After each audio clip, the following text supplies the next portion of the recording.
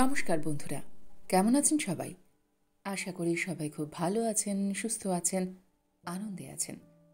আপনাদের সবাইকে আমার চ্যানেলে স্বাগত জানাই। আজ আমি আপনাদের পড়ে শোনাব সুচিত্রা ভট্টাচার্যের লেখা গল্প সামনে সমুদ্র।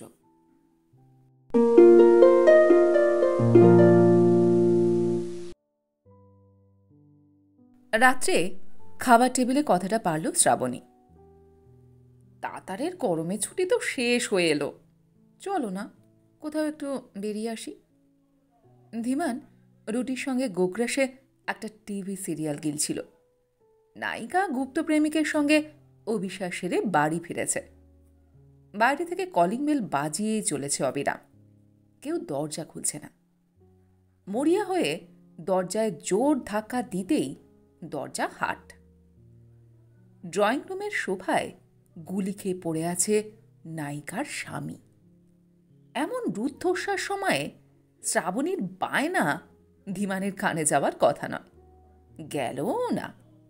কিন্তু তার ছাড়বার পাত্র নয়। কদিন আগেও তাকে সকাল সকাল খাইয়ে ঘুম পাড়িয়ে দিত শ্রাবণী।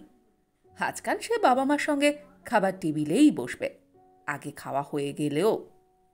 সে ধীমানের হাত ধরে জাঁকালো, হ্যাঁ বাবা চলো না। টিভি থেকে চোখ সরালো না ধীমান। কোথায় যাবি? ওই যে মা বলল কোথাও একটা বেরিয়ে আসি। পর্দায় পুলিশ। দৃষ্টি স্থির হয়ে গেল। নাম দেখানো চলছে। আজকের মতো কাহিনী শেষ। ধীমানের চোখ তাতারের দিকে ফিরল এতক্ষণে। কোথায় যাবি বলছিলি? তাতারের আগে শ্রাবণী উত্তর দিল, কাছাকাছি কোথাও, 2-3 দিনের জন্য। অনেক দিন তো বাইরে বেরোনো হয়নি। আমি কি করে যাব? এখন আমার ছুটি কোথায়? শ্রাবণী তাতারকে আগেই উস্কে রেখেছিল। এবার ছেলেকে চোখে ইশারা করেছে। সঙ্গে সঙ্গে তাতারের ভুরু জড়ো। কেন বাবা? সামনের সপ্তাহে ফ্রাইডে স্যাটারডে তো ছুটি আছে। আছে, তবে ওই 3 দিনের জন্য অন্য প্ল্যানও ভাজা আছে ধীমানের। সে নরম করে ছেলের মাথায় হাত রাখল। আমার যে ওই সময় একটা অফিস ট্যুর আছে তাতার। না, তুমি ট্যুরে যাবে না, আমরা বেড়াতে যাব। তা হয় না তাতার, জেদ করো না। তাতারের মুখ এতটুকু হয়ে গেল। বাবার সামান্যতম প্রত্যাখ্যানেও চোখে জল এসে যায় তার। ঠোঁট ফুলে ওঠে। ধীমানও ছেলের সম্পর্কে খুবই স্পর্শকাতর। একটু দুর্বলই হয়ে পড়ল সে। তারই মতো জেদি হয়েছে ছেলেটা। অভিমানী বাপ কা বেটা। ধীমান কাছে টানল ছেলেকে। অমনি চোখ দিয়ে লেবুর জল পড়া শুরু হয়ে গেল তো। আচ্ছা বাবা, আচ্ছা, দরকার হলে আমি অফিস ট্যুর ক্যান্সেল করব। ঠিক তো? ঠিক, ওয়াদা। ওয়েস্ট ইন্ডিজ ক্রিকেটারদের ভঙ্গিতে হাতে হাত মেলালো বাপ ছেলে। শ্রাবণী টেবিল থেকে মাছ তরকারির বাটি ফ্রিজে ঢোকাচ্ছে। ঠান্ডা জলের বোতল খুলে ঢকঢক করে জল খেয়ে নিল খানিকটা। তার ঠোঁটের কোণে চাপা বিজয়ের হাসি। ধীমান বেসিনে হাত ধুয়ে টিভির সামনে এসে দাঁড়াল। ইংরেজি খবর চলছে। নখ ঘুরিয়ে কেবল নাচ গানের চ্যানেলটা বার করল একটা। তারপর সোফায় বসে সিগারেট ধরিয়েছে। তাহলে 2 দিনের জন্য দীঘা ঘুরে আসা যাক, কি বলো? শ্রাবণীর হাসিতে হালকা ব্যঙ্গ মিশল। মন্দ কি? তবে দীঘার ভিড়ে না গিয়ে গড়িয়াহাটে গেলেও হয়, শ্যামবাজারেও যেতে পারো। সামান্য নিবল ধীমান। দীঘা পছন্দ নয়। তাহলে তাতার, তুমিই বলো কোথায় যাবে? তাতার কলকাতার বাইরে যে কোনো জায়গায় যেতে পারলেই খুশি। সব অদেখা জায়গায় তার কল্পনায় দারুণ রোমাঞ্চকর। তা সে দার্জিলিং হোক কি লক্ষ্মীকান্তপুর। সে বাবার কোলের কাছে বাবু হয়ে বসল। বাবা, সুন্দরবন যাবে? আমাদের ক্লাসে স্বপ্নজিৎ গেছিল লঞ্চে করে। গেলে হয়, কী সব কুমির প্রকল্প আছে। শ্রাবণী রান্নাঘর বন্ধ করে ব্যালকনির দরজা লক করছিল। বলল, না না, জ্যৈষ্ঠ মাসে সুন্দরবন যেতে হবে না, এলোমেলো ঝড় উঠবে। দেখনি গত সপ্তাহে একটা নৌকা ডুবি হয়েছে। তাহলে মায়াপুর চলো, মায়াপুর, নবদ্বীপ। শ্রাবণী এমন অদ্ভুতভাবে ধীমানের দিকে তাকালো যেন এমন হাস্যকর কথা পৃথিবীতে কেউ কোনো দিন বলেনি। ধীমান মনে মনে উষ্মাবোধ করছিল। ধীমানের কোনো কথায় কোনো কাজে কখনো পুরোপুরি খুশি হতে দেখল না শ্রাবণীকে। রান্নার প্রশংসা করলেও নয়, বিবাহবার্ষিকীতে বিদেশি পারফিউম এনে দিলেও নয়, পুজোতে দামি শাড়ি কিনে দিলেও নয়। গত পুজোয় একটা শকিং পিঙ্ক কাঞ্জিবরম এনে দিল, তাতেও কোনো খুশির হিল্লোলই নেই। 2200 টাকা দাম জানা সত্ত্বেও। দীপি ঠান্ডা গলায় বলে দিল, এত দামি শাড়ি কিনতে গেলে কেন? আমি আর বেরোই কোথায়। অসহ্য লাগে বিমানের। চেপে চেপে অ্যাস্ট্রিতে সিগারেট নেবালো ধীমান। অন্যদিন এ সময় তাতারের চোখ ঘুমে জড়িয়ে আসতে থাকে, আজ তার চিহ্ন মাত্র নেই। তাতারকে শোভা থেকে ওঠালো শ্রাবণী। চলো, শুয়ে পড়বে চলো। মনে রেখো, তোমার স্কুলের টাস্ক শেষ হয়নি, কাল আগে আগে ঘুম থেকে উঠে সব সামস করে নিতে হবে।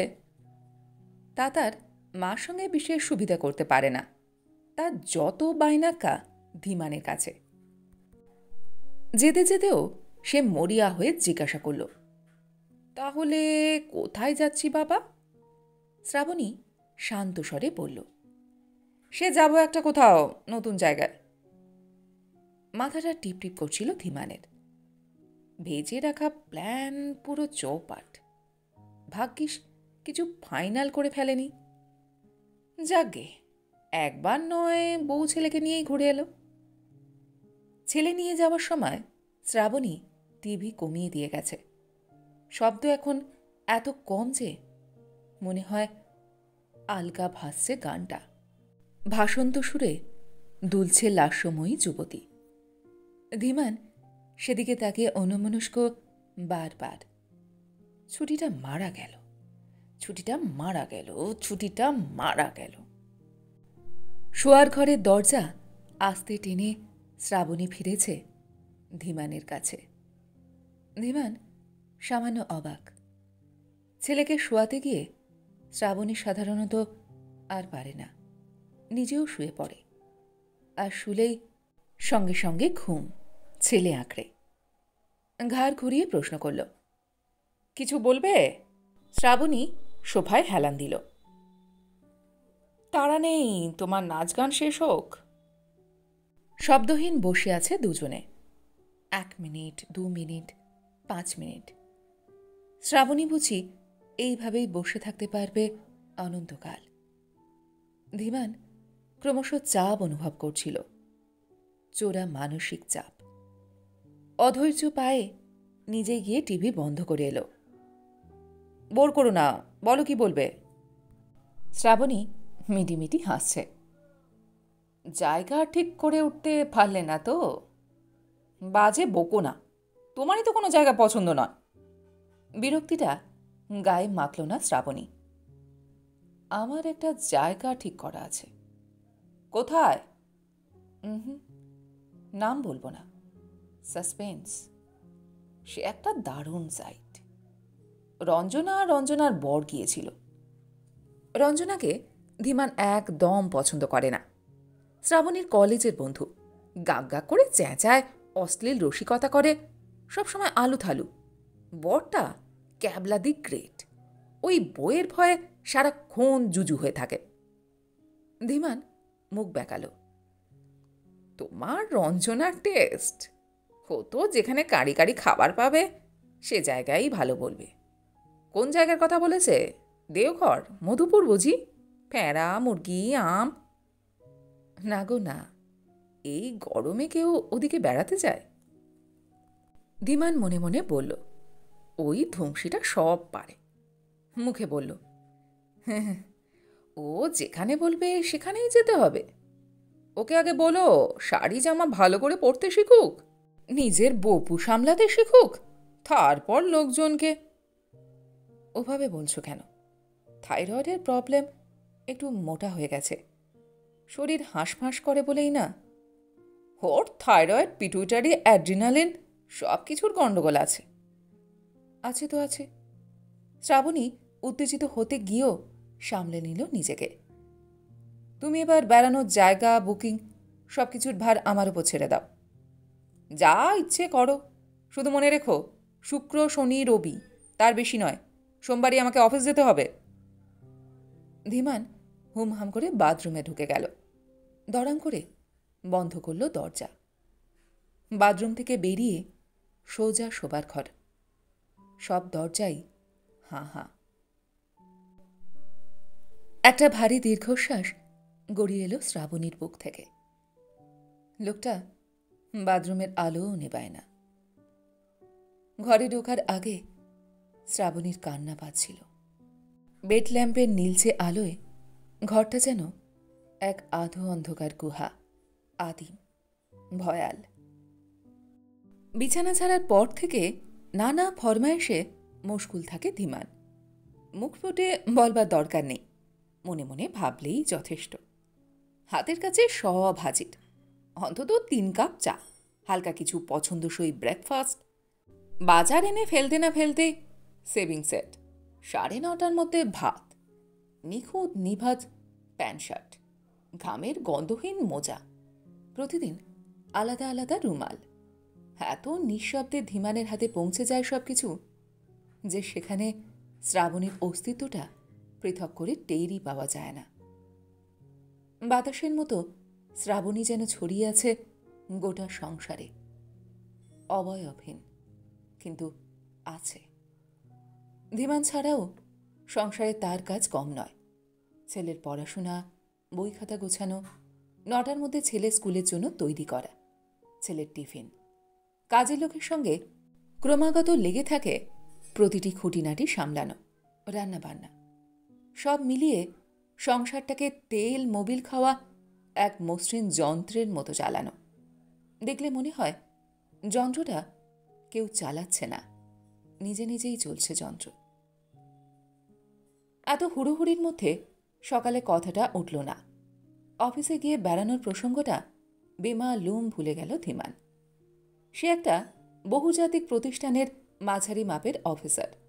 সকালে যথেষ্ট কাজে ব্যস্ত থাকতে হয় তাকে, বিকালের দিকে একটু স্বাধীনভাবে হাত পা মেলার সুযোগ পায়। সেই সময় হয়তো মনে পড়ত, কিন্তু আজ একটা বিশ্রী ঝামেলায় ফেঁসে গেল। 4টে নাগাদ ফ্যাক্টরি থেকে জরুরি মেসেজ, তারাতলার কারখানায় একটা অ্যাক্সিডেন্ট হয়েছে, জিএম এর order. Dhiman should tackle the situation. ফ্যাক্টরিতে গিয়ে দেখল সে এক রক্তারক্তি কাণ্ড। ক্রেনওয়ার ছিঁড়ে 2 জন শ্রমিক প্রচণ্ড আহত। তাদের নিয়ে তক্ষুনি হাসপাতালে দৌড়ানো, চিকিৎসার ব্যবস্থা করা, পুলিশের হ্যাপা সামলানো, সব সেরে বাড়ি ফিরল 9টার পরে। তখন আর ধীমানে নেই। তার ঘরে বসে কমিক্স পড়ছিল। বাবাকে দেখে ছুটে এসেছে ড্রয়িং স্পেসে। সব ঠিক হয়ে গেছে বাবা, ফাইনাল। ধীমানের শরীর শোভায় এলানো, শ্রান্ত মগজ কোনো শব্দই গ্রহণ করেনি। শ্রাবণী টেবিলের ঠান্ডা জল রাখল। আহ তাতার, বাবাকে রেস্ট নিতে দাও। এক চুমুকে জলটুকু শেষ করল ধীমান। বুকের 2-3টে বোতাম খুলে দিল। বাবা আজ এসেছিল? হ্যাঁ, বিকালে। তোমার জন্য অনেকক্ষণ অপেক্ষা করে চলে গেলেন। আমাকে দিয়ে কি হবে? আশীর্বাদের দিন ঠিক হয়েছে? হয়েছে, সামনের বুধবারের পরের বুধবার। শ্রাবণী সামান্য ইতস্তত করল। বাবা বোধহয় আরও কিছু বলতে চাইছিলেন। কি আর বলবে? ধীমান কাঁধ ঝাঁকালো। টাকা, ছোট ছেলের নতুন চাকরি, জমানো টাকা নেই, তুই বড় ভাই, একমাত্র বোনের বিয়ে, আমি বুড়ো মানুষ, কত দিক সামলাবো।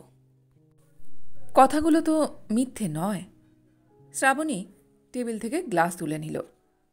আলাদা থাকলেও কিছু দায়িত্ব তো রয়েই যায়। দায়িত্ব না হাতি, শালা বড় হয়ে ফেঁসে যাওয়া। ধীমান মনে মনে গজগজ করল, মুখে বলল, রোজগার তো করতে হয় না, বুঝবে কি করে কত ধানে কত চাল। তাতাদের এত কুটকোচালি পছন্দ হচ্ছিল না। অস্থিরভাবে বলল, বাবা আমার কথা শোনো, বাবা, ও বাবা। তাতারকে কোলে টানল ধীমান। কি বাবা? বাবার কানের কাছে মুখ নিয়ে গেল তাতার। মা জায়গা ঠিক করে ফেলেছে। ধীমান চোখ নাচাল। কোথায়? পৃথিবীর ভেতরে তো। ওড়িশা। দুদিনের জন্য ওড়িশা? তোর মা পারেও বটে। তা ওড়িশার কোথায়? সিমলিপাল, কেওনঝাড়, না একদম চিল্কা? বিদ্রুপটা বুঝল না তাতার। সমান উৎসাহে বলে চলেছে, হলো না, হলো না, তুমি ফেল। বলতে বলতে দৌড়ে ঘর থেকে একটা হলুদ কাগজ নিয়ে এসেছে। এই দেখো, হোটেলের বুকিং। ছেলের হাত থেকে অলস মুখে কাগজটা নিল ধীমান। ভাঁজ খুলতেই সহসা বিদ্যুৎপৃষ্ট। সমস্ত স্নায়ু মুহূর্তের জন্য বিকল, নিঃশ্বাস বন্ধ।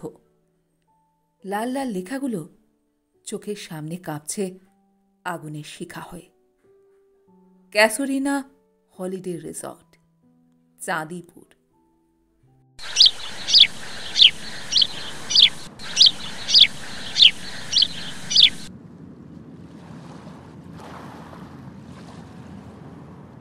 প্রকাণ্ড এলাকা জুড়ে শুধু সবুজ আর সবুজ, গাঢ় সবুজ, কালচে সবুজ। সার সার বেটে বেটে নারকেল গাছ, আম, জাম, পেয়ারা, কাঁঠাল, কাজু, কি আছো। ডান দিকে বড় একটা দিঘি। গাছগাছালির ফাঁকে ফাঁকে ছড়িয়ে ছিটিয়ে বেশ কিছু খড়ে যাওয়া কুড়ে ঘর। লাল মোরাম বেছানো সরু সরু রাস্তা সাপের মতো এঁকে বেঁকে চলে গেছে এক একটা কুড়ে ঘরের দিকে। গাছ আর আগাছায় গোটা চত্বর জুড়ে হালকা অরণ্যের আভাস। তাতার খুশিতে হাততালি দিয়ে উঠল। কোন কুড়ে ঘরটা আমরা থাকবো গো বাবা? ধীমান অটোরিকশার ভাড়া মেটাচ্ছিল। আলগোছে ছেলে চুল ঘেঁটে দিল। তোর কোন কটেজটা পছন্দ? কটেজ শব্দটা ঠিক মনোপুত হল না তাতারে। সে এখানে কুড়ে ঘরেই থাকতে এসেছে। পালক পালক ভুরু তুলে প্রশ্ন করল, কুড়ে ঘরের ওয়াল তো মাটি দিয়ে তৈরি হয় না বাবা? ঝাঁপ থাকে, দাওয়া থাকে। হরে বাস, তুই এসব কথা শিখলি কোত্থেকে? ঝাঁপ, দাওয়া? গোপালের মা বলে তো। শ্রাবণী হালতোভাবে শাড়ির আঁচল কুচি ঠিকঠাক করে নিচ্ছিল। মৃদু শাসন করল ছেলেকে। গোপালের মা নয়, সুমতি মাসি বলো। মায়ের শাসনে তাতারির উচ্ছ্বাস কমল না। ধীমানের হাত চেপে ধরেছে সে। কুঁড়ে ঘাড়ে নাকি বাথরুম থাকে না বাবা, মাঠে পটি করতে হয়। বাড়ি থেকে দেখে যেমন লাগে ঘরগুলোর ভেতরটা মোটেই সেরকম নয়। প্রতিটি ঘরই পাকা, রংটাই যা মেটে। ঘরে লাইট, ফ্যান, ইংলিশ খাট, ওয়ার্ড্রব, ড্রেসিং টেবিল সব নাগরিক সাজসজ্জাই আছে। অ্যাটাচ বাথও। খোলসটাই গ্রাম্য, শুধু শৌখিন গ্রাম্যতা। ধীমান জানে, যা জানে সব কিছুই কি সবসময় বলে ফেলা যায়? ধীমান আর চোখে শ্রাবণীকে দেখে নিল। সামান্য তফাতে সরে জংলাঝোপের ফাঁক দিয়ে সমুদ্র খোঁজার চেষ্টা করছে শ্রাবণী। কটেজগুলোর পেছনে ঝাউবন, তারপরেই সমুদ্র। সমুদ্র এত কাছে, তবু তার স্বর স্পষ্ট নয় এখানে। খুব ক্ষীণ একটা ধ্বনি শুধু কানে আসে। ওটা কি সমুদ্রের স্বর, নাকি ধীমানের নিজেরই নিঃশ্বাসের আওয়াজ? গাঢ় কিন্তু চাপা। রোগা লম্বা এক উর্দি পরা বেয়ারা এগিয়ে আসছে, নকুল। ধীমান তাড়াতাড়ি নিজেকে সপ্রতিভ করে নিল। কি গো ভাই, আমার ছেলে জিজ্ঞাসা করছে, তোমাদের এখানে কটেজে বাথরুম টাথরুম আছে তো? নকুলের চকচকে কালো মুখে বিস্ময় ফুটে উঠেই মিলিয়ে গেল। ধীমানের ইঙ্গিত সে বুঝে গেছে। দে তো হাসিতে ভরিয়ে ফেলল মুখ। নিশ্চয়ই আছে স্যার। আপনাদের কত নম্বর কটেজ? দাঁড়াও, মেম সাহেব জানে। ধীমান ডাকল শ্রাবণীকে। এই, বুকিং স্লিপটা দাও তো, অফিসের এন্ট্রিগুলো সেরে আসি। অফিসের বারান্দায় দাঁড়িয়ে ধীমান আর একবার পিছন ফিরল। না, শ্রাবণীরা এদিকে আসছে না। তাতার পৌঁছে গেছে মার কাছে। ছেলের হাত ধরে পায়ে পায়ে সমুদ্রের দিকে যাচ্ছে শ্রাবণী, চড়া রোদ্দুর মাথায় করে। অফিস রুমে ঢুকে ধীমানের দ্বিতীয়বার পা খেপে গেল। কাউন্টারে সেই ফর্সা মোটা গোপওয়ালা লোকটা, অরুণ না বরুণ কি যেন নাম। লোকটা মাথা নিচু করে এক মনে ক্যালকুলেটর টিপে যাচ্ছে। ধীমান গলা খাঁকারি দিল। এক্সকিউজ মি, একটা বুকিং ছিল, ধীমান বসু অ্যান্ড ফ্যামিলি। লোকটা মুখ তুলল। আসুন স্যার আসুন, welcome to our resort. Booking slip দেখার সময় একটু কি চমকে উঠল লোকটা। কপালে ভাঁজ পড়ল। পেশাদার ভঙ্গিতে জাবদার রেজিস্টার এগিয়ে দিয়েছে সামনে। ফিল আপ করুন স্যার। এই নকুল, 12 নম্বর রেডি আছে তো? লাগেজ পৌঁছে দিয়ে আয়। ধীমান বেশ অস্বস্তি বোধ করছিল। লোকটা সেন দৃষ্টিতে ধীমানের লেখা দেখছে। Dhiman Basu, male, age 36। Shrabani Basu, female, age 32। Urchisman Basu, child, age 6। কপাল! বিশ্বব্রহ্মাণ্ডে এত বেড়ানোর জায়গা থাকতে এই চাঁদিপুরি পছন্দ হলো শ্রাবণীর। কি কুক্ষণে যে ওই মুটকি রঞ্জনাটা বর নিয়ে থেকে গেছে এই রিসর্টে। শুধু কি থাকা, ফিরে গিয়ে এমন ব্রেন ওয়াশ করেছে বন্ধুর যে নাচতে নাচতে সে একেবারে টিকিট কেটে ফেলল। ধীমান বাধা দেওয়ার অবকাশটুকুও পেল না। মার মুখে শুনে শুনে ছেলেরও বায়না, কুঁড়ে ঘরে থাকবো বাবা, কুঁড়ে ঘরে থাকবো বাবা। ধীমান করবেটা কি? সে তো আর চিৎকার করে বউ বাচ্চাকে বলতে পারবে না ওখানে তোমাদের নিয়ে যাওয়া যায় না। ওই সমুদ্রটুকু আমাদের, আমার আর দোলনের। বেজার মুখে খাতা ঘুরিয়ে দিল ধীমান। ঘরে দুটো চা ফাটিয়ে দেবেন তো। এই গরমে চা খাবেন স্যার? বলেন তো ডাব পাঠিয়ে দিই কচি দেখে। লোকটা গলা নামালো। আপনি তো স্যার ডাবই। বললাম তো চা। ধীমান ঈষৎ রূঢ়। দোলন চা খায় না। প্রত্যেকবার এখানে এসেই প্রথমেই ডাবের অর্ডার করে থাকে ধীমান। লোকটা বলেনি, প্রতিটা বোর্ডারের পছন্দ অপছন্দ নিপুণভাবে জমা রেখে দেয় স্মৃতিতে। এদের বেশি পাত্তা না দেওয়াই ভালো। ধীমান গম্ভীর মুখে বেরিয়ে এলো ঘর থেকে। ছোট্ট একটা মাঠের উপর 12 নম্বর কুটির। সামনে কয়েকটা কাজু গাছ, তারপরে একটু ঢালু জমি, তারপরে কাঁটাতারের বেড়া, বেড়ার গায়ে ঝাউ গাছের সারি। সেখান থেকে খাড়া নেমে গেছে বালুতট। বড় বড় পাথর ফেলে সীমারেখা টানা আছে বালুতটের। জোয়ার এলে সমুদ্র আছড়ে পড়ে পাথরের উপর, ভাটায় চলে যায় প্রায় দৃষ্টিসীমার বাইরে। নকুল ঘর খুলে দিয়ে গেছে। ভেতরে ঢুকতে একটুও ইচ্ছে করছিল না ধীমানের। তার চোখ ঘুরে ফিরে প্রান্তসীমার কুটিরটার দিকে চলে যাচ্ছে বারবার। 13 নম্বর, 13 নম্বর। ওখানে সমুদ্রের সামনে কোনো ঝাউয়ের আড়াল নেই। সমুদ্র ওখানে সম্পূর্ণ অবারিত, নগ্ন, নির্জন। ধীমান সম্মোহিতের মতো 13 নম্বরের দিকে এগিয়ে গেল। ঘরের দরজায় তালা। সম্ভবত কোনো বোর্ডার নেই। তাতে কিছু যায় আসে না ধীমানের। তার কাছে ঘরটা সবসময়ই উন্মুক্ত। ও ঘরের প্রতিটা খাঁজ, তাক, কোণ, অনুকোণ বড় বেশি চেনা, মুখস্থ। দোলনের শরীর যেমন, দোলনের নির্লোম ফর্সা দুটো পা। দরজার দুপাশে দুটো সিঙ্গেল বেড খাট। ডান দিকের খাটের পায়ের কাছে বাহারি ড্রেসিং টেবিল, ছোট্ট সুন্দর টুল। দোলনের ডান উরুতে কালচে বাদামি জরুল। বাঁদিকের কোণে দেওয়াল আলমারি, বা হাঁটুতে ছোটবেলার কাটার দাগ। মাঝের দেওয়ালে চেয়ার টেবিল, টেবিলে নীল জগ, কাঁচের গ্লাস, সোনালি অ্যাস্ট্রে।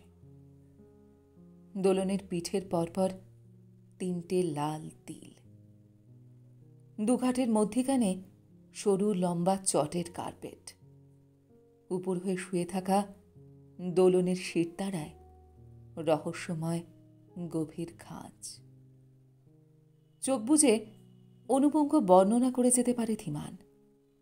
দেওয়ালে ফুল হাতে লাস্যময়ী জাপানি তরুণী, বাথরুমের শাওয়ারে গোলাপি ঝাঁঝরি, দোলনের গালের টোল, সব কিছু। দোলনের গালের টোল ইদানিং অনেকটা ভরে এসেছে। সম্প্রতি চশমা নেবার পর মুখটা একটু অন্যরকম। শাওয়ারের ঝাঁঝরির রং কি বদলেছে? গোলাপি থেকে শ্যাওলা সবুজ, অথবা গাঢ় নীল? মনে হয় না। 2 বছরে এই রিসর্টের কোনো কিছুই তেমন বদলাতে দেখেনি ধীমান, ভেতরে বাইরেও। সামনের কাঁটাতারের বেড়াটা প্রথম দিনের মতোই ভাঙা ভাঙা। একটা জায়গা তো পুরো খুলে পড়েছে। ওই কাঁটাতারের ফাঁক দিয়েই প্রথমবার সমুদ্রে নেমেছিল দোলন। লাফিয়ে পাথরে নামতে গিয়ে পা কেটে গিয়েছিল অনেকটা, হয়তো প্রথমবার বলেই। ধীমান খুব চোটপাট করেছিল ম্যানেজারের ওপর। তার কাঁটাটা আপনারা সরাতে পারেন না? ওটা ঠিকমতো বাঁধা না থাকলে লোকজন ওখান দিয়ে নামতে পারবে না, অ্যাক্সিডেন্টের চান্সও কমে যায়, লোকটা বলেছিল। এটা কি বললেন স্যার? সমুদ্রে যাওয়ার গেট তো আছেই, সেখান দিয়ে না গিয়ে বাঁকা পথে যাবেনই বা কেন? তা সত্যি, একটা গেট আছে বটে, কাঠের। সেই গেট ধরেই এখন দাঁড়িয়ে আছে শ্রাবণী। তার শাড়ির আঁচল প্রমত্ত হাওয়ায় পতাকার মতো উঠছে। শ্রাবণীর পাশে তাতারের গা ঘেঁষে একটা সাদা কালো নেড়ি কুকুর। কুকুরটা লেজ নাড়ছিল। জ্যৈষ্ঠের খুনে রোদ্দুরে ঝলসানো ছবির মতো লাগছে দৃশ্যটা। ধীমান ফিরল। এই ঝাঁঝা রোদের ছেলেটাকে ওভাবে দাঁড় করিয়ে রাখে? অসুখ বিসুখ করে যাবে না? এতটুকু যদি বোধগম্যি থাকে শ্রাবণীর। 12 নম্বরের সামনের ঘাসের উপর দাঁড়িয়ে গলা চড়ালো ধীমান। তাতার, এই তাতার, আর রোদ্দুর নয়, চলে এসো। সমুদ্র বেশ দূরে সরে গেছে। ঢের শব্দ প্রায় নেই। আশেপাশের মানুষজনও চোখে পড়ে না। বিজন রোদ্দুর পেরিয়ে ধীমানের ডাক সহজেই পৌঁছে গেছে ঝলসানো ছবিটার কাছে। রোদ মারিয়ে ফিরছে তাতার, লাফিয়ে লাফিয়ে। পেছনে শ্রাবণী ধীর। ধীমানের কাছে এসে উত্তেজনায় হাঁপাচ্ছিল তাতার। বারবার ঘুরে ঘুরে তাকাচ্ছে সমুদ্রের দিকে। বাবা, আমরা এই সমুদ্রে চান করব? খড়ে ছাওয়া বারান্দায় খান্দুই বেতের চেয়ার, একটা ইজি চেয়ারও। ধীমান ইজি চেয়ারে বসল। হ্যাঁ, তবে আজ নয়, কাল সকালে। কেন আজ নয় কেন? দেখছো না, এখন সমুদ্র চলে যাচ্ছে। কাল সকালে বড় বড় পা ফেলে আমাদের কাছে চলে আসবে, তখন নামবো আমরা। এ মা, সমুদ্রের আবার পা থাকে নাকি? থাকেই তো, ঢেউগুলোই তো পা। তা এখন চলে যাচ্ছে কেন? ইচ্ছে, যখন ইচ্ছে কাছে আসবে, যখন ইচ্ছে চলে যাবে। কেন সমুদ্রের নাম কেন? বললাম যে ইচ্ছে, মুড। তবে যে মা বলল সমুদ্রটা এখানে একটা খাঁড়ির মতো, পাড় ভেঙে ভেতরে চলে এসেছে, জোয়ারের জল বাড়লে এগিয়ে আসে, ভাটায় চলে যায়। খাঁড়ি, জোয়ার, ভাটা, এভাবে সমুদ্রকে দেখতে অভ্যস্ত নয় ধীমান। তার কাছে সমুদ্র সমুদ্রই, অনন্ত বিশাল আনন্দ। একটা কল্পনা। পায়ের উপমাটা অবশ্য দোলনের। দোলন ধীমানের চেয়েও বেশি কল্পনাপ্রবণ। শ্রাবণীর এতটুকু কল্পনা শক্তি নেই। সব রঙিন কল্পনাকে শ্রাবণী ঘুরিয়ে ফিরিয়ে যুক্তির পাতায় নিয়ে আসতে চায়। বিরস মুখে ছেলেকে কোলে টানল ধীমান। তোমার মা যা বলেছে সেটাই ঠিক। সঙ্গে সঙ্গে প্রশ্নের উৎসাহ বেড়ে গেছে তাতারে। সমুদ্রের রং এখানে এমন ঘোলা কেন বাবা? সমুদ্রের রং তো নীল হয়। এখানেও নীল হয় শীতকালে। বলতে গিয়েও হোঁচট খেল ধীমান। শ্রাবণী পাশের চেয়ারে বসে আঁচলে ঘাম মুছছে। ধীমান কথাটা ঘুরিয়ে নিল। সমুদ্র সব জায়গাতে শীতকালে বেশি নীল। শ্রাবণী বলল, আমার কিন্তু বাবু এই সমুদ্রটাই বেশি ভালো লাগছে। নীল সমুদ্র, যেন বড় বেশি ছবি ছবি। ধীমান সাবধান হয়ে গেছে। খানিকটা তেল দেওয়ার ভঙ্গিতে বলল, তোমার রঞ্জনার এই একটা টেস্টেরই তারিফ করা যায়। জায়গাটা মার্ভেলাস। বাধা ধরা হোটেলের বিল্ডিংয়ে না থেকে সুন্দর আলাদাভাবে থাকা। গিজগিজে ভিড় নেই দীঘাপুরীর মতো। কি আরাম। শ্রাবণী ঘরে যাচ্ছিল, দরজায় দাঁড়ালো। তরল স্বরে বলল, না এলে এমন স্বর্গ তুমি মিস করতে তো?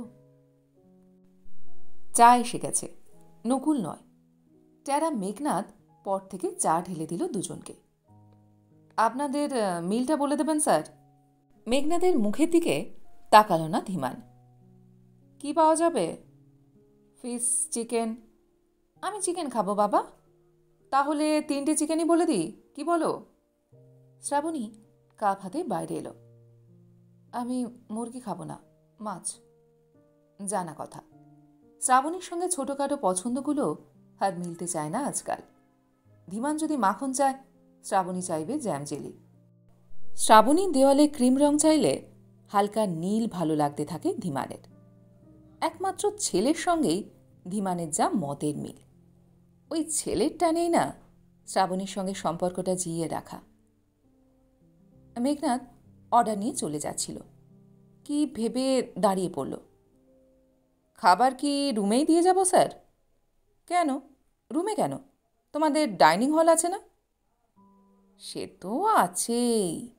মেঘনাথের মুখ হাসি হাসি। অনেকে তো রুমে খাওয়া পছন্দ করে, তাই বলছিলাম। মেঘনাথের হাসি থেকেই বিদ্রূপ। ধীমানের কান মাথা ঝাঁঝা করে উঠল। শেষে বেয়ারা বাবুর্চিদের খোঁজাও হজম করতে হবে তাকে। অকারণে রুক্ষ হলো ধীমান। অনেকে পছন্দ করতে পারে, আমরা করি না, বুঝেছ? মেঘনাথ কথাটা বুঝল। রুক্ষতাটা নয়, একইভাবে হাসছে। কটা নাগাদ খেতে আসছেন স্যার? শ্রাবণীর চোখে কৌতুক। কেন গো, সেই জেনে তবে রান্না বসাবে? আমরা ছাড়া আর কোনো বোর্ডার নেই বুঝি?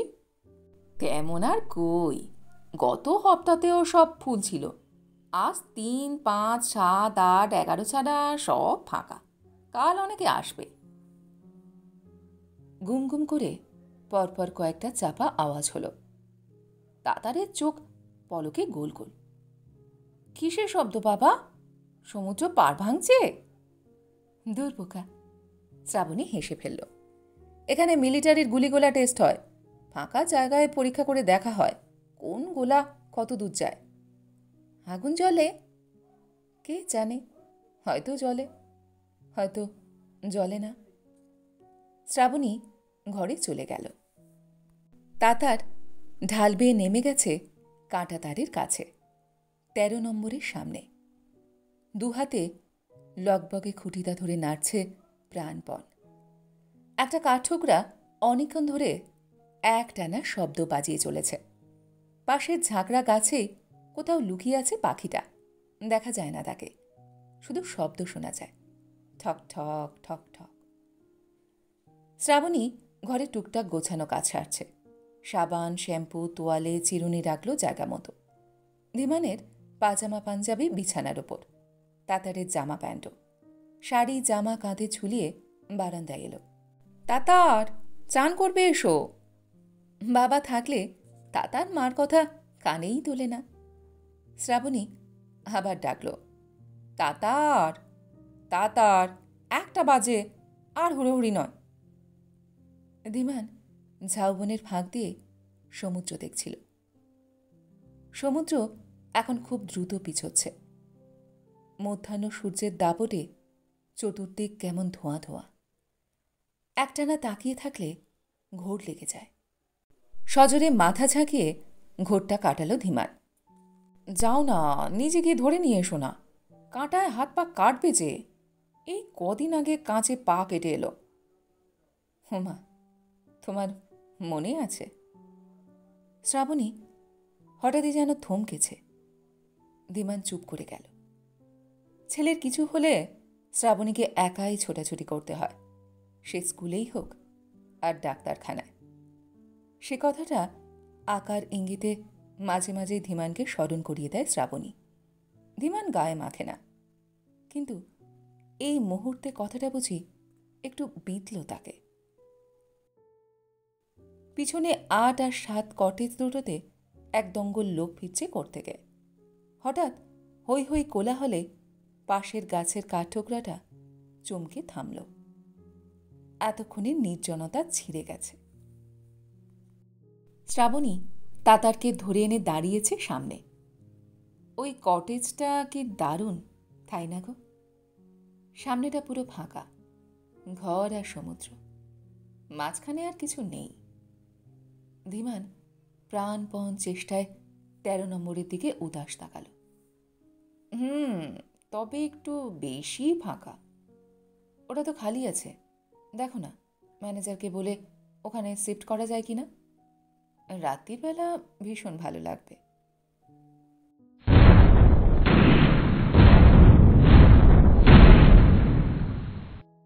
দূরে আবার গোলা পতনের শব্দ।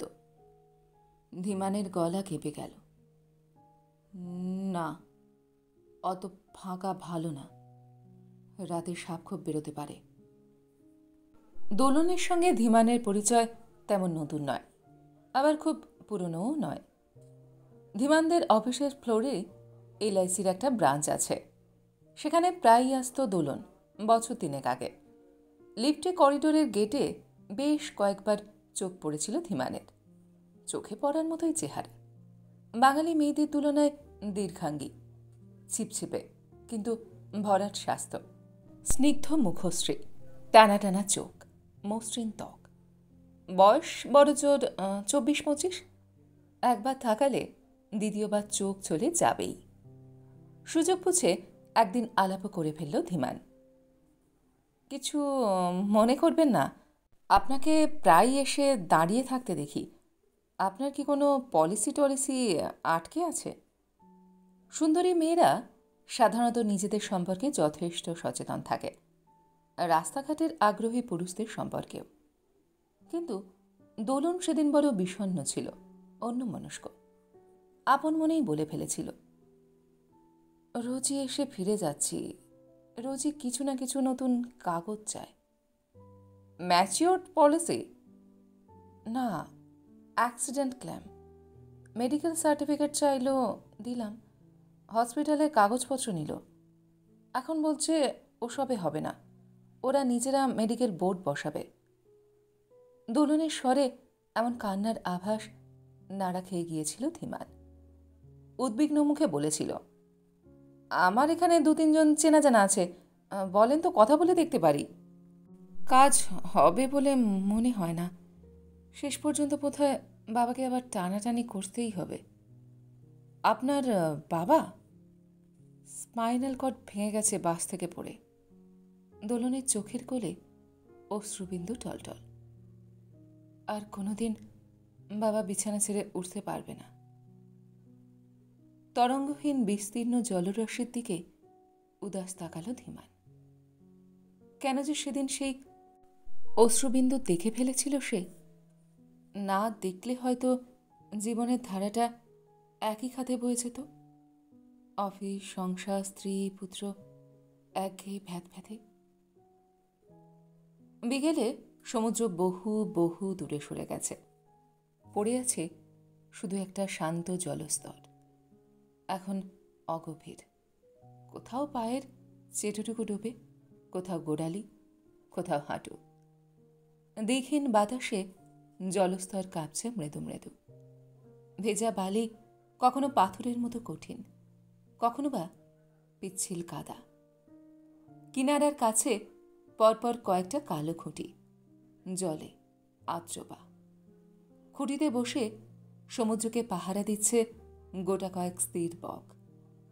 তাদের ডানায় সূর্যের আলো। তাতারা শ্রাবণী হাঁটতে হাঁটতে অনেকটা এগিয়ে গেছে। তাতার মাঝে মাঝে লাফিয়ে জলে চলে যাচ্ছে, দৌড়তে দৌড়তে ফিরছে বালিতে। শ্রাবণী কোমর নুইয়ে ঝিনুক কুড়িয়ে চলছে ক্রমাগত। অসংখ্য ঝিনুক ছড়িয়ে আছে সিক্ত বেলায়। বড় বড় একটা কালচে কাঁঠার কঙ্কাল কুড়িয়ে তাতার দৌড়ে এলো। এটা কি বাবা? ধীমান ভালোভাবে নিরীক্ষণ করল। বোধহয় শঙ্কর মাছ।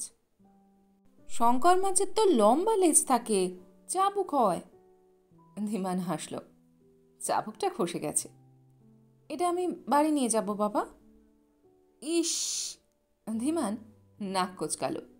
পচা গন্ধ বেরোচ্ছে, কটেজে নিয়ে গেলেই পিঁপড়ে লেগে যাবে।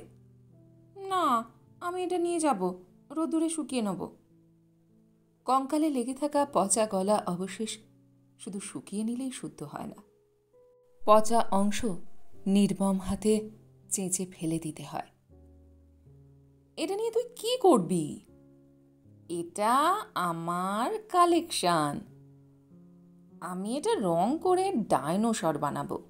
গোল গোল দুটো চোখ, ধারালো মাঝখানটা নাক। তাতার বক বক করে চলেছে তো চলেছেই। ধীমান শুনছিল না। নিজেকে বড় ক্লান্ত লাগছিল ধীমানের। দুপুরে খাওয়া দাওয়ার পর তাতারা শ্রাবণী ঘণ্টাখানেক ঘুমিয়ে এখন তরতাজা। ধীমান শুতেই পারল না এক ফোঁটা। চোখ বুঝলেই সামনে তোলন, 13 নম্বর ঘর। ধীমান দাঁড়িয়ে পড়ল। আই, তোর মাকে জিজ্ঞাসা করতো আর কতদূর হাঁটতে হবে, ঠ্যাং তো ছিঁড়ে গেল। তাতার দৌড়তে গিয়ে থমকে গেল। ঝাউবনের ফাঁক দিয়ে একপাল গরু নেমে আসছে জনমানবহীন সৈকতে। তাদের গলায় ঘণ্টি এলোমেলো বেজে উঠল টুংটুং। গরুগুলোকে সন্তর্পণে পার হল। তাতার মার কাছে পৌঁছেছে। সেখান থেকেই চেঁচালো, মা বলছে আরও যাবে, মোহনা পর্যন্ত। রাগে ধীমানের ব্রহ্মতালু চলে গেল। সেই 4টে থেকে হাঁটা শুরু হয়েছে, এখন 5টা 10। কত দূরে মোহনা তার ঠিক নেই, তবু হাঁটতেই হবে। কোথায় এখন সে সমুদ্রের ধারে দোলনের কাঁধে মাথা রেখে বসে থাকবে তা নয়, শুধু ঢ্যাঙস ঢ্যাঙস হাঁটা। দোলনের অবশ্য খুব ইচ্ছে ছিল এবার জঙ্গলে যাওয়ার। কাঁকড়াঝোড়, শাল মৌহার বনে হঠাৎ হঠাৎ হারিয়ে যাবে দোলন। বড় বড় পাতার ফাঁক দিয়ে শোষ হাওয়া বইবে, শুকনো পাতা মারিয়ে শব্দ করে দৌড়বে ধীমান। গাছের আড়াল থেকে তাই দেখে ঝর্ণা হয়ে দোলন হাসিতে ভেঙে পড়বে। ভাবতেই শরীর জুড়ে রোমাঞ্চ। ওই যে উদ্দেশ্যবিহীন বাধা বন্ধনহীন দৌড়, তার উত্তেজনা কি তীব্র, তা শ্রাবণী কোনো দিনই বুঝবে না। শ্রাবণী না হয় নেহাতি উত্তাপহীন, মামুলি। এই উত্তেজনার অর্থ ধীমানি কি ছাই পুরোপুরি বোঝে? বুঝলে কি পরিণতিহীন সম্পর্ক টিকে থাকে এতদিন? না, নিজেই নিজের চিন্তাটাকে মানতে পারল না। পরিণতি না থাক, সুখ আছে, রহস্য আছে। রহস্যই তো অদৃশ্য তন্তুতে বেঁধে রাখে সম্পর্ককে। রহস্য ছিঁড়ে গেলে পুরুষের কাছে নারী ম্যারম্যারে, জুলো। সেই রহস্য এখনো টিকিয়ে রাখতে পেরেছে দোলন, শ্রাবণী পারেনি। তাছাড়া দোলনের সংশয়হীন নির্ভরতাকে ধীমান অস্বীকার করবেই বা কি করে? পঙ্গু বাবা, হাত পাগলা মা, ছোট ছোট ভাই বোন নিয়ে দোলন যখন অকুল পাথারে, তখন কে তার পাশে দাঁড়িয়েছিল? ধীমান, ধীমানই তো, কোনো রকম প্রত্যাশা ছাড়াই। নিজের অফিসের কন্ট্রাক্টরদের ধরে একটা চাকরির ব্যবস্থা করে দিয়েছে দোলনের। ছোট চাকরি, তবু পা ফেলে দাঁড়ানোর মাটি তো বটে। দোলনের বাবা নিয়মিত চিকিৎসার ব্যবস্থা করেছে, ছোটাছুটি করে জীবন বিমার টাকা উদ্ধার করেছে, ভাই বোনদের লেখাপড়া চালিয়ে যাওয়ার নিশ্চয়তা দিয়েছে। এসব কি কম কথা? বিনিময়ে সে দোলনের কাছ থেকে কিছুই চায়নি। একটু সঙ্গ, একটু বন্ধুত্ব, এক চিলতে নীল আকাশ, ব্যাস। ধীমান দোলনকে প্রথম চুমু খেয়েছিল আলাপের 6 মাস পরে, দোলনদেরই বেহালার বাড়িতে। অগ্রাসী পুরুষের মতো নয়, ভীরু প্রেমিকের মতো।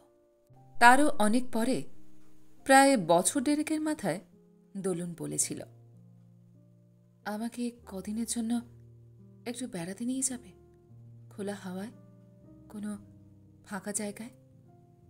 এই দমবন্ধ পরিবেশে আমি হাঁপিয়ে উঠেছি। ধীমানের শরীরে মাদল বেজে উঠেছিল। দাদার হবার পর থেকে ধীরে ধীরে শ্রাবণী তখন শুধুই অভ্যাস, বর্ণহীন স্বাদহীন পানীয় জলের মতো। ছোট ছোট কামনা বাসনাগুলোই বা শ্রাবণীর কাছ থেকে সেভাবে মেটে কই। তবু ধীমান মাথা হারায়নি। আমার সঙ্গে বেড়াতে যাবার পরিণাম জানো? জানি। দোলন জোরে শ্বাস নিয়েছিল। তুমি আমাকে গপ করে খেয়ে ফেলবে। তারপর ধীমানের রক্তে লক্ষ পিঁপড়ের ওঠানামা। তার আর পর নেই। আমি অত ভাবতে পারি না, ভাবতে হয় তুমি ভাবো। তোমার বাবা মা কি মনে করবে, ভাই বোনেরা? তাদের তো তুমি কবেই গিলে বসে আছো। তুমি তাদের কাছে ভগবানের মানুষ এডিশন, অবতার নম্বর 11। তখনই চাঁদিপুর, প্রথমবার।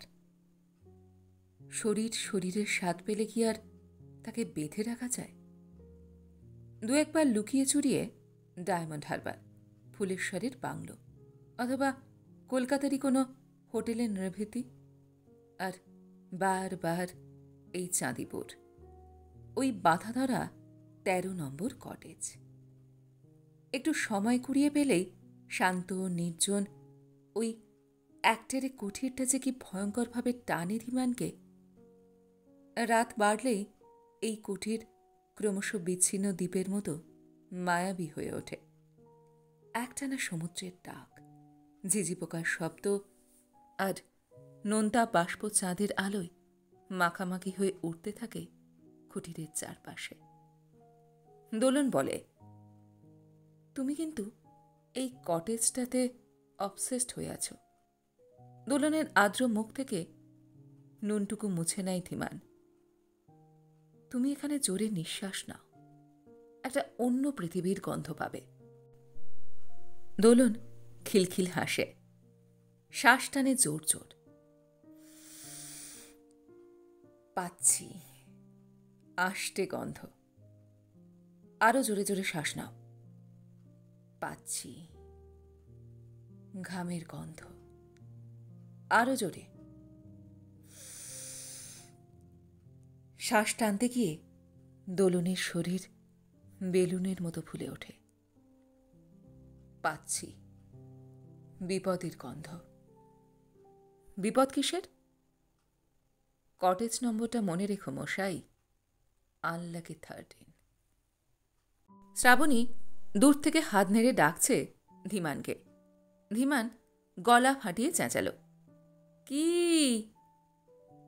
হুহু বাতাস ছুটে আসছে সাগর থেকে। বাঁদিকে ঝাউবনে আছড়ে পড়ে ঢেউয়ের মতো ভেঙে ভেঙে যাচ্ছে। ভাঙা বাতাস টলমল করছে পাড়ে। বাতাসের ওপার থেকে শ্রাবণীর গলা শুনতে পেল না ধীমান। শ্রাবণীর তাতার একটা বাঁকের আড়ালে উধাও। দীর্ঘ পথ ফুরিয়ে এল। সমুদ্রকে পাশে রেখে সামনে এখন বিশাল চওড়া এক চর, অন্যধারে ছোট ছোট বালিয়াড়ি। ঝাউবন দূরে সরে গেছে। আরও সামনে চরের বুকে রূপলি পাতের মতো শুয়ে আছে বুড়ি পালাম। এদিকটা ধীমান আগে কোনোবার আসেনি, আসার সময় হয়নি। যখন বাইরের সমুদ্র ঘরের সমুদ্র, তখন কে ছোটে মোহনা খুঁজতে। আরও কিছুটা এগিয়ে বাঘটুকু পেরোতেই ধীমান সম্পূর্ণ স্থানুপদ। বালির বুকে যত দূর চোখ যায় শুধু লাল ফুলের বাগিচা। ফুল নয়, কাঁকড়া, হাজারে হাজারে, লাখে লাখে লাল কাঁকড়া ফুল হয়ে ফুটে আছে বালির বুকে। ধীমান মুগ্ধ চোখে দৃশ্যটা দেখছিল। এত হেঁটেও তাতারের প্রাণশক্তি নিঃশেষ হয়নি। সে এক বিচিত্র খেলায় মেতে উঠেছে। কাঁকড়াগুলোর দিকে এক পা এগোয়, সামনের এক রাশ লাল ফুল বালিতে মিলিয়ে যায়। আবার এক পা এগোলো, আরেকটা ঝাঁক নেই। আরেক পা এগোতে পেছনের ফুলেরা আবার ফুট ফুট ফুটেছে বালিতে। সামনের লাল ফুল মুখ লুকোল। তাতার যেদিকে ছোটে মিলিয়ে যায় রক্তকুসুম। অন্যদিকে জেগে ওঠে ঝাঁকে ঝাঁকে। পলকের জন্য ধীমানের বুক কেঁপে ওঠে। কাদের ওভাবে তাড়া করে বেড়ায় তাতার? কাঁকড়া নাকি মনেরই কয়েকশো কোটি সুপ্ত কামনা বাসনা? সামান্য বিপদের গন্ধ পেয়েই আড়ালে লুকোয়। সুযোগ পেলেই আচ্ছন্ন করে রাখে গোটা মনকে। দূর দূর, কামনা বাসনা যদি নাই থাকে তবে এই জীবনটাকে টেনে নিয়ে যাওয়ার মানে কি? এক জায়গায় বাসনারা চাপা পড়ে গেলে অন্যত্র তো ফুটে বেরোবেই। এত ভয়, এত বুক ধুকপুকুনিই বা কিসের? একজনকেই সারা জীবন ভালোবেসে যেতে হবে এমন দাসখত কোথাও লিখে দেয়নি ধীমান। মানুষের মনকে অত নিয়মে বাঁধাও যায় না। শ্রাবণীকে সে বঞ্চিত করেনি, পূর্ণ নিরাপত্তা দিয়েছে, সামাজিক অঙ্গীকার পালন করে চলেছে। তারপরও যদি তার মনে আর এক নারীকে ভালোবাসার মতো জায়গা থাকে, সেটা তার অপরাধ নয়, হৃদয়ের বিশালতা। দু হাত ছড়িয়ে ধীমান শরীরের আর ভাঙল, মনেরও। ক্লান্ত পা দুটোকে সতেজ করতে থেবড়ে বসে পড়ল বালিতে। শ্রাবণী ছেলেকে ডাকল, আর গায়ে বালি মাখতে হবে না, এসো এবার ফিরব। ধীমান অসহিষ্ণু মুখে বলে উঠল, আমার আর ক্ষমতা নেই, আমি হেঁটে ফিরতে পারবো না। শ্রাবণীও অবসন্ন। ধীমানের কথা লুফে নিল সে। ওই পাশে তো আলো দেখা যাচ্ছে, ওখান থেকে রিক্সা টিক্সা পাওয়া যাবে না? শখ করে এসেছ, এবার ঠেলাটা বোঝো। শ্রাবণীর অসহায় স্বরে ধীমান একটু মজাই পেল। সে জানে পেছনে একটা বাজার আছে, মাছের আড়ত। একবার সন্ধেবেলা দোলনকে নিয়ে অটোরিকশা করে বাজারটায় এসেছিল চিংড়ি মাছ কিনতে। নিজে থেকে একটু বেপরোয়া হলো ধীমান। চলো, ওই বাজারে অটো পাওয়া যাবে। পরক্ষণেই ঢোক গিলেছে, মানে ম্যানেজার বলছিল।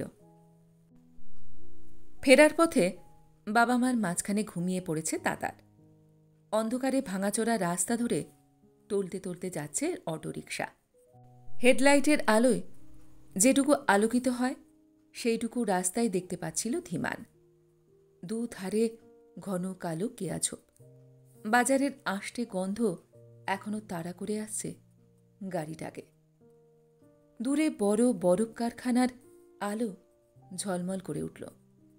সেদিকে তাকিয়ে বহুক্ষণ পর একটা সিগারেট ধরানোর চেষ্টা করল ধীমান। পারছে না।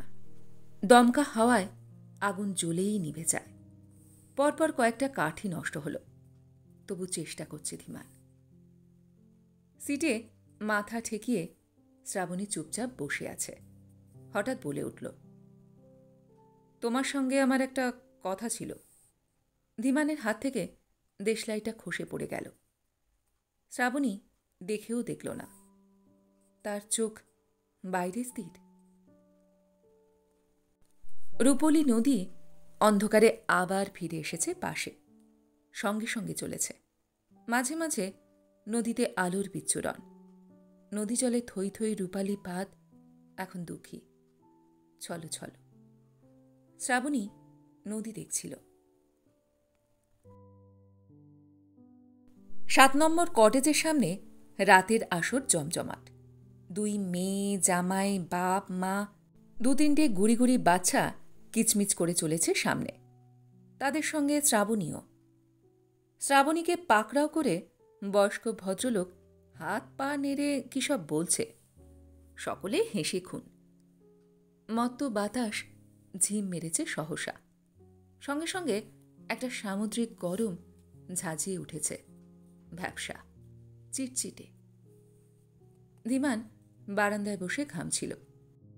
যতটা না গরমে, তার চেয়েও বেশি পরিশ্রমে। দাদার একবার ঘুমিয়ে পড়লে তাকে জাগায় কার সাধ্যি। ওই ছেলেকে কোলে করে ঘরে ফেরা, টানতে টানতে তাকে ডাইনিং হলে নিয়ে যাওয়া, সেখান থেকে কাঁধে করে এনে বিছানায় ফেলা। বাস, দাদার কি আর আগের মতো ছোট্টটি আছে যে ধীমান তাকে নিয়ে অবলীলায় ঘুরে বেড়াবে? ধীমান সামনের ঘাসে ইজি চেয়ারটা নামিয়ে নিল। অদূরে কালিমাখা ভূতের মতো নিঝুম দাঁড়িয়ে 13 নম্বর কুটির। সেদিক থেকে জোর করে মুখ ফেরালো ধীমান। একটা সিগারেট ধরালো। শরীর মন সহজ করতে চাইছে। আবার শ্রাবণীর হাসি, বেশ জোরে। এত জোরে শ্রাবণীর হাসি বহু কাল শোনেনি ধীমান। কি এত আড্ডা হচ্ছে? ধীমানকে ছেলের পাহারায় বসিয়ে সেই যে কাটল, আর কোনো হুঁশই নেই। নতুন করে বুকের কাঁটাটা খচখচ করে উঠল ধীমানের। তখন শ্রাবণী কি বলতে চাইছিল? একবার যখন বলতে গিয়ে থেমে গেছে, তখন ধীমান যেচে জিজ্ঞাসা না করলে কথাটা আর বলবেই না। শ্রাবণীর স্বভাবটাই এরকম, ভয়ানক চাপা। এত চাপা যে ধীমানের কখনো কখনো ভীষণ অস্বস্তি হয়। ধীমানের সঙ্গে বিয়েটা শ্রাবণীর বাবা মা প্রথম দিকে মেনে নেয়নি। বলতে গেলে প্রায় এক কাপড়েই চলে এসেছিল শ্রাবণী। তবু কোনো দিন বাবা মার জন্য তাকে মন খারাপ করতে দেখেনি ধীমান। হয়তোবা করেছে, ধীমানের সামনে নয়। অথচ শ্রাবণী ছিল বাবা অন্তপ্রাণ। সেই বাবার সঙ্গে সে দেখা করতে গেল বিয়ের 1.5 বছর পরে, বাবার হার্ট অ্যাটাকের খবর শুনে। এটাকে কি চাপা স্বভাবের বলে না জেদ? ধীমানের ঠিক মাথায় ঢোকে না। নকুল জগে রাতের জল দিতে এসেছে। ধীমানকে দেখে চুপ করে দাঁড়িয়ে পড়ল। ধীমান আড়ে তাকালো। কিছু বলবে? লাগবে নাকি স্যার? নকুল মাথা চুলকল। ছোট আছে একটা, ফরেন। নকুলকে ধমকাতে গিয়েও সংযত হল ধীমান। সে নিয়মিত মদ খায় না, কিন্তু এখানে এলে ওটা তার চাই। দোলনও চুমুক দেয় তার গ্লাস থেকে। নেশায় দুজনেরই চোখ অল্প অল্প জড়িয়ে আসে। বিবেক সাফ হয়ে যায়। স্যাঁতস্যাঁতে হাওয়ায় নেশা আরও জেগে বসলে বাইরের কাঁটাতার মৃদু দোল খেতে থাকে। সমুদ্র, আকাশ, পৃথিবী অলৌকিক মায়ায় ভরে যায়। যেন এই বিশ্বব্রহ্মাণ্ডে কোথাও কোনো শোক নেই, সমস্যা নেই, দুশ্চিন্তা নেই, জটিলতা নেই। আছে এক ছেদহীন অপার্থিব আনন্দ। সে তার শরতের ঝালা, বাসি নুপুরের অনুরণন, কামনায় টনক দুটো শরীর। সে নেশা কি এখন চলে ছেলে বউ নিয়ে গেরস্তের মতো বেড়াতে এসে? নকুলের প্রাপ্য বকশিসটা চুকিয়ে দিল ধীমান। চাপা গলায় বলল, না, তুমি যাও। যাওয়ার সময় মেম সাহেবকে ডেকে দিয়ে যেও। শ্রাবণী মিনিট কয়েকের মধ্যেই ফিরেছে। ঘরে উঁকি মারল একবার। বাহ, তাতারবাবু একেবারে নেতা। ধীমান গোমরা। কি এত হাহাহি হচ্ছিল এতক্ষণ? শ্রাবণী চেয়ার টেনে ধীমানের মুখোমুখি বসল। ভদ্রলোক একটা মজার গল্প বলছিলেন। ভদ্রলোক মানে ওই কেঠো বুড়োটা? হ্যাঁ গো, ওই বুড়োটাই। খুব রসিক। 40 বছর আগে এখানে হানিমুন করতে এসেছিল, সেই গল্পই।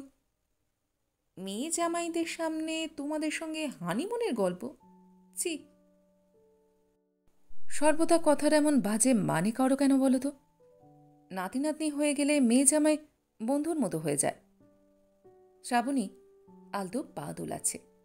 দারুণ ইন্টারেস্টিং গল্প। গল্প কেন, ফ্যাক্ট। ওদের হানিমুনের এক্সপিরিয়েন্স। আমার শোনার দরকার নেই। শোনোই না, ওরা যখন এসেছিলেন তখন নাকি এসব হোটেল রিসর্ট কিছুই ছিল না। ওদিকে দূরে একটা ফরেস্ট ডিপার্টমেন্টের বাংলো ছিল, আর সব জঙ্গল জঙ্গল। তো হয়েছে কি, নতুন স্বামী স্ত্রী পূর্ণিমায় সমুদ্র দেখবেন বলে এসেছেন। সন্ধে সন্ধে খেয়ে নিয়ে একবার ঘরে ঢুকেছেন কি ঢোকেননি, বেরোতে গিয়ে দেখেন দরজায় বাইরে থেকে তালা।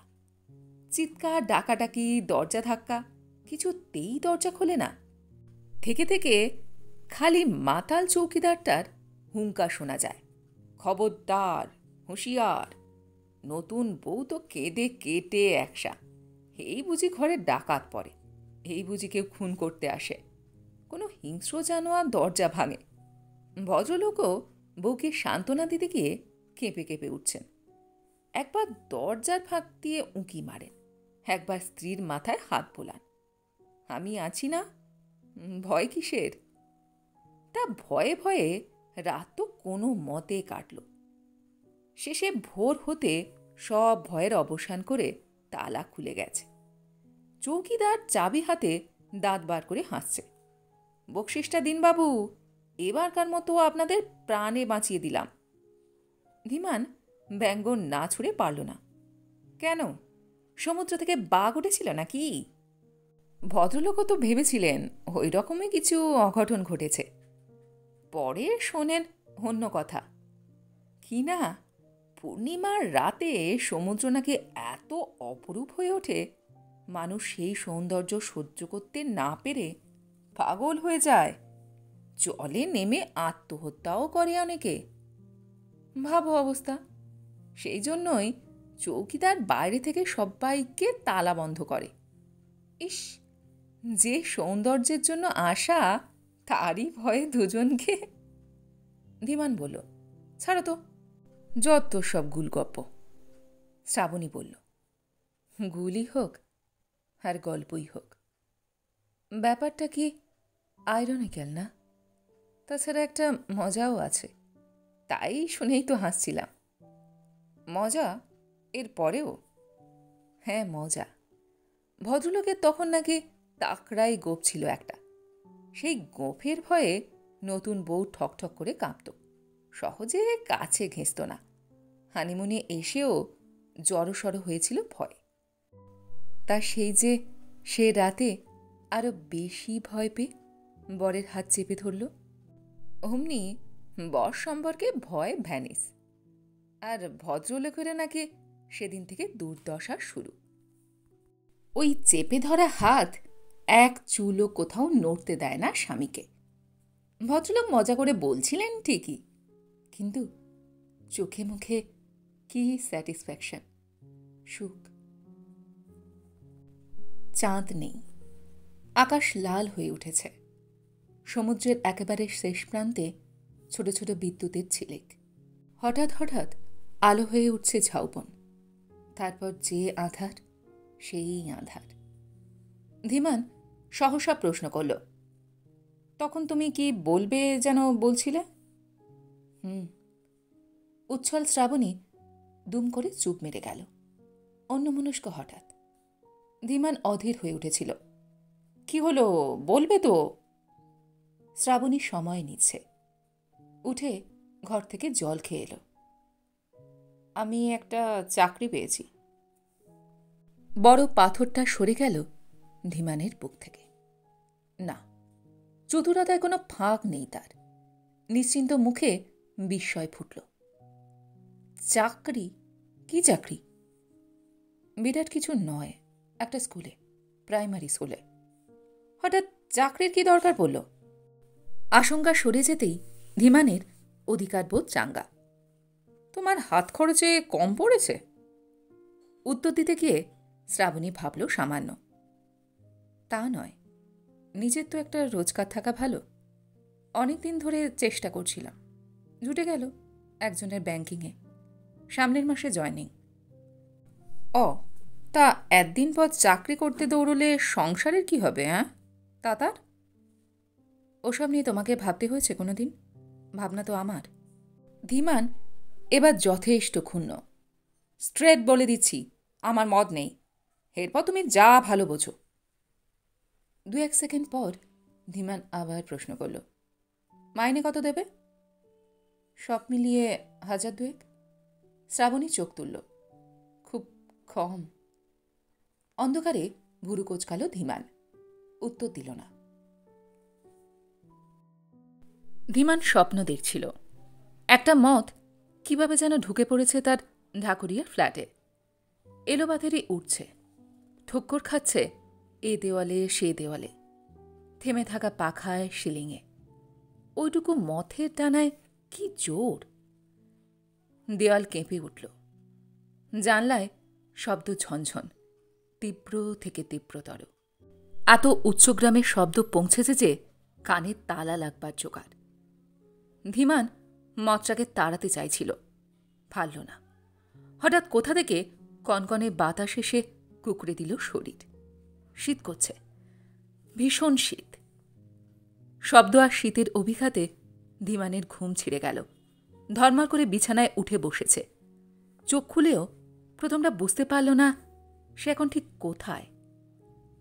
চাঁদিপুরের 12 নম্বর ঘরটাকে চিনতে 2-1 মুহূর্ত সময় লেগে গেল। বাইরে উন্মত্ত ঝোড়ো বাতাস বইছে। সেই বাতাসই শব্দ করে ঝাঁকাচ্ছে দরজা জানলা, শীতলতা ঢুকিয়ে দিচ্ছে তার হাড় পাঁচড়ায়। কখন এমন ঝড় উঠল? বাইরের আলোগুলো সব নিভে গেছে। অন্ধকারে ধীমান পাশের খাটের দিকে তাকাল। কিছুই পরিষ্কার দেখা যাচ্ছে না। রাত কত এখন? অন্ধের মতো হাতড়ে হাতড়ে ঘরের আলো জ্বালল ধীমান। তাতার অঘরে ঘুমোচ্ছে, দরজা খোলা। শ্রাবণী ঘরে নেই। চোখ রগড়াতে রগড়াতে ধীমান ঘড়ি দেখল, 2:20। কোথায় গেল শ্রাবণী? বাথরুমে নেই বোঝা যাচ্ছে, বাথরুম অন্ধকার। ঘুম চোখে ধীমান দরজা এলো। বারান্দার এক কোণে চেয়ারে গুটিসুটি হয়ে বসে আছে শ্রাবণী। শ্রাবণীকে ঘিরে অন্ধকারের আস্তরণ। ধীমান জড়ানো গলায় ডাকল, বাইরে বসে কি করছো এত রাত্রিরে? অন্ধকার নড়ল না। ওভাবে বসে থেকো না, ঘরে এসো, ঝড় উঠেছে, ঠান্ডা লেগে যাবে। অন্ধকার নিঃসার। ধীমান অন্ধকারের কাছে গেল। হলো কি তোমার? কি ভাবছো কি বসে? অন্ধকার সামান্য কেঁপে উঠল। কিছু না, এমনি। ধীমান অন্ধকারে শরীর ছুঁল, হাত বোলালো মুখে, গলায়, হাতে। ইস, গা হাত পা একদম ঠান্ডা হয়ে গেছে। ধীমানের উত্তাপ একটুও নিল না শ্রাবণী। তুমি শো গিয়ে, আমার ঘুম আসছে না। আরো নিবিড় হল ধীমান। কি ভাবছো, আমাকে বলবে না? ভদ্রলোকের গল্পটা ভাবছিলাম। শ্রাবণীর কণ্ঠ বরফ যেন। কালই তো পূর্ণিমা, তাই না?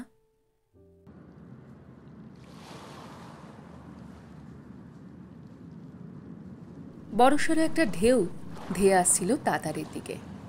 তাতার ঊর্ধ্বশ্বাসে দৌড়চ্ছিল। পাড়ের দিকে ছুটতে গিয়ে সামনে মাকে পেয়ে গেছে। 2 হাতে আঁকড়ে ধরেছে মার কোমর। চকিত ধাক্কায় শ্রাবণী চিৎ পটাং ছেলে সমেত। মা ছেলের মুখের ওপর আছড়ে পড়ল ঢেউটা। 2-3টে ঘুরপাক খেয়েই দুজনেই দিশেহারা হল। তাতার খাবিকে খক খক কাশছে, চোখ টুকটুকে লাল।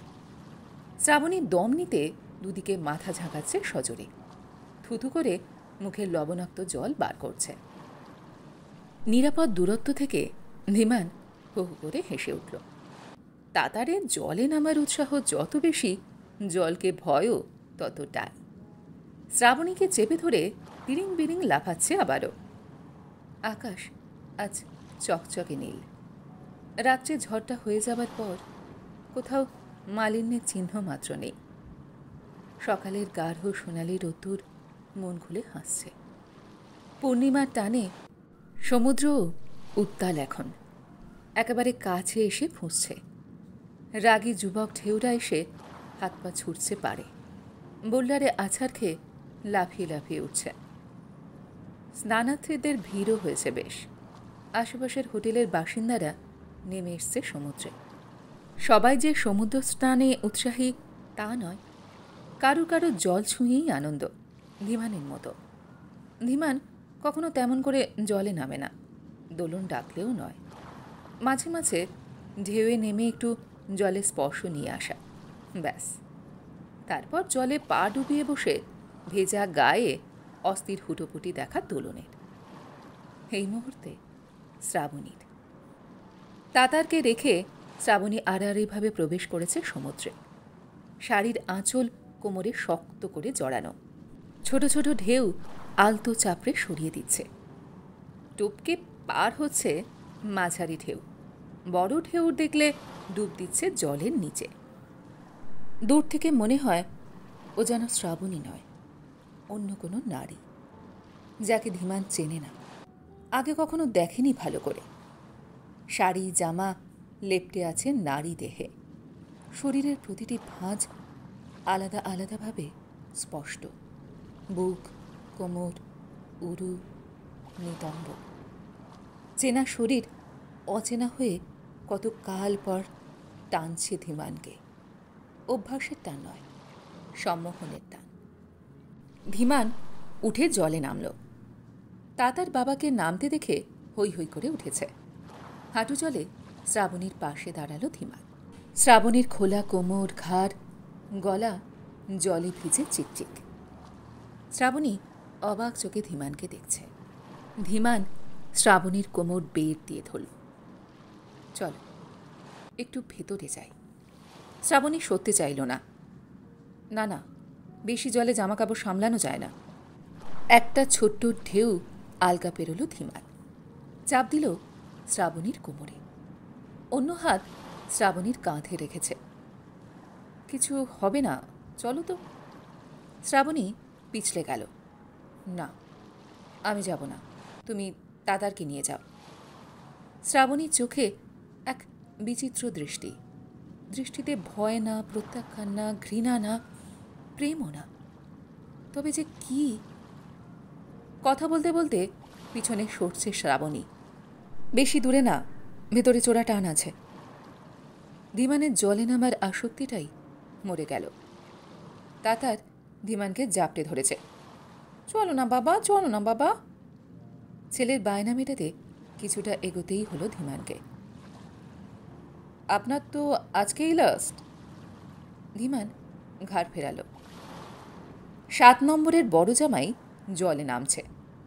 ঘাড়ে গর্দানে পেটানো বক্সারের মতো চেহারা, হ্যাঁ হ্যাঁ করে হাসছে। ধীমান চোয়াল ফাঁক করল। শুধু লাস্ট নয়, ফার্স্টও।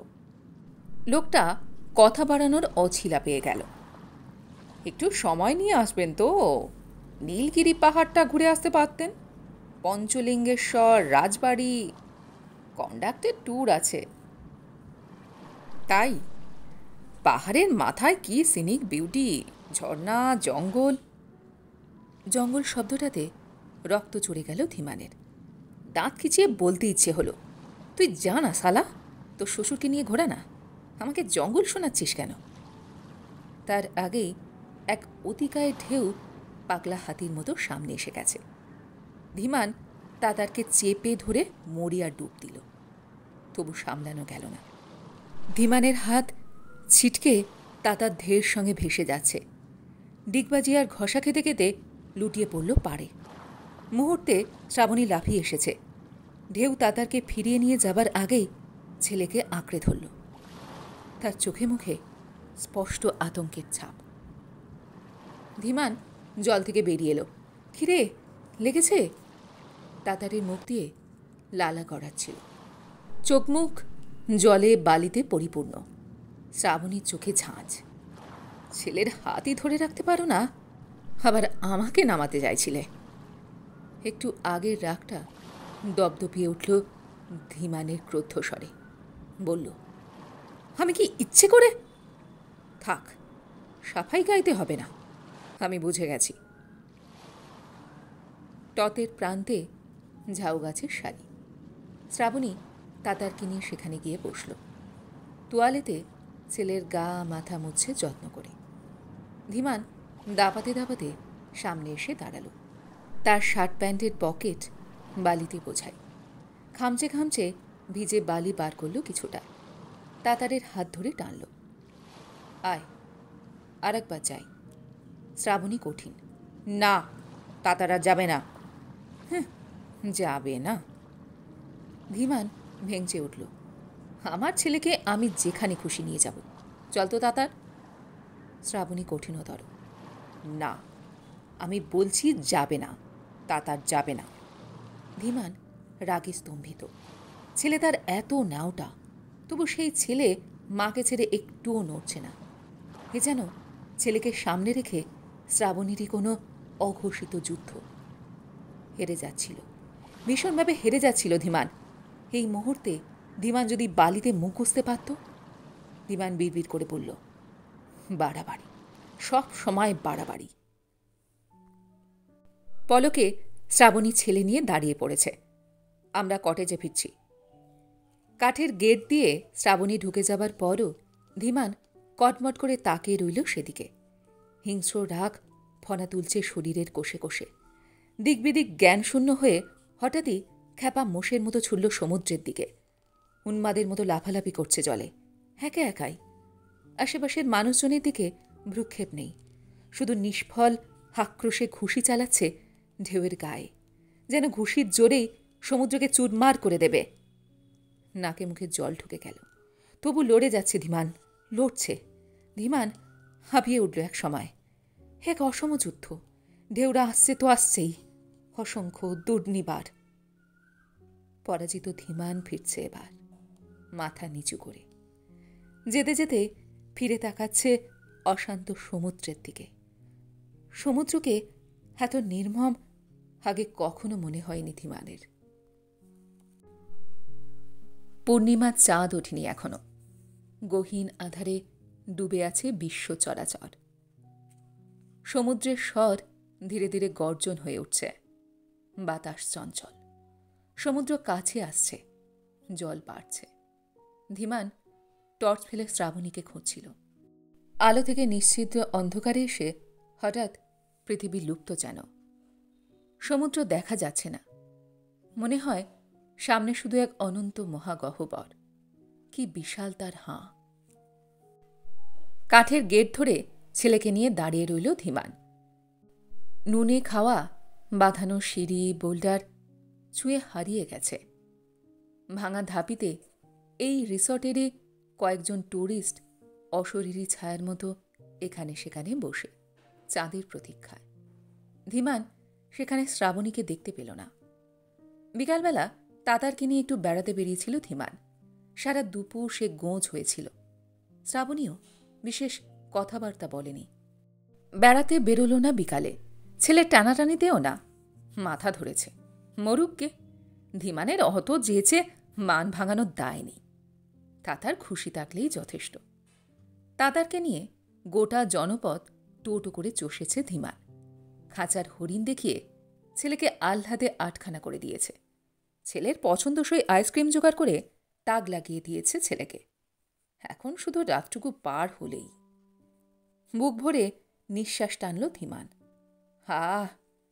বন্দিদশা থেকে মুক্তি। আবার কলকাতা, আবার দোলন। তাতার সিঁড়ি বেয়ে নেমে গেছে। বোল্ডারের পেছনে বসে ৮ নম্বর ঘরের বাচ্চাটার সঙ্গে গল্প জুড়েছে। ধীমান আরেকবার টর্চের আলো ঘোরাল। ওই তো শ্রাবণী, ওই তো ডান দিকের বোল্ডারে বসে আছে। সাবধানে পাথর টপকে সেখানে পৌঁছল ধীমান। কটেজের চাবিটা দাও তো। শ্রাবণী চমকে ফিরেছে। ও তুমি? কটেজ বন্ধ করে এখানে এসে বসে আছো? আমি কাহা কাহা খুঁজে বেড়াচ্ছি। চাবি তো কাউন্টারে রাখা আছে, ম্যানেজার বলেনি? ধীমান ফিরতে যাচ্ছিল। শ্রাবণী আচমকা ডেকেছে, শোনো, রাতের মিল তো বলা হয়ে গেছে, ভোরের অটোরিকশাও ফিট করে এসেছি, কটেজে এসে ডাকবে। ওসব না, একটু বসো না এখানে। শ্রাবণীর স্বর গভীর, এত গভীর যে ধীমান ফিরতে পারল না। পাশের পাথরে বসল। শ্রাবণী হাঁটুতে থুতনি ঠেকাল। কাল তোমাকে পুরো কথাটা বলিনি, আমার আরও কিছু বলার ছিল। ধীমান একটা গন্ধ পাচ্ছিল, কটু নোনা ঘ্রাণ। শ্রাবণী লম্বা শ্বাস ফেলল। আমি তোমার সঙ্গে থাকব না। কথাটা এতই আকস্মিক, এত অপ্রত্যাশিত, ধীমান প্রথমটা হৃদয়ঙ্গম করতেই পারল না। লঘু গলায় বলে ফেলছে, কেন? হ্যাঁ তো কি রাগ হলো হঠাৎ? রাগও নয়, হঠাৎও নয়। শ্রাবণী হাঁটু থেকে থুতনি তুলল না। অনেক ভেবেচিন্তেই ডিসিশন নিয়েছি, তোমার সঙ্গে থাকা আমার পক্ষে আর সম্ভব নয়। এবার বিস্ময়ে ছিটকে এলো। কেন? যদি বলি তোমাকে আমার আর ভালো লাগছে না? ধীমানকে ফুটল কথাটা, সামান্য তপ্ত হলো সে। কারণটা জানতে পারি? ইচ্ছে। একজনকেই সারা জীবন ভালো লাগতে হবে তার কোনো মানে আছে? হেয়ালি করো না। ধীমানের গলা একটু চড়েছে। খোলসা করে বলো। শ্রাবণী এরকমই অচঞ্চল। বললাম তো, ভালো লাগছে না। তোমার কাছ থেকে আমি আর কিছু পাই না। এত সাধারণ তুমি, এত একঘেয়ে। ধীমান সপাটে চড় খেল একটা। মুখ থেকে হাবনা আমনি বেরিয়ে এলো। আমি সাধারণ? আমি? কি তোমার আছে বলো?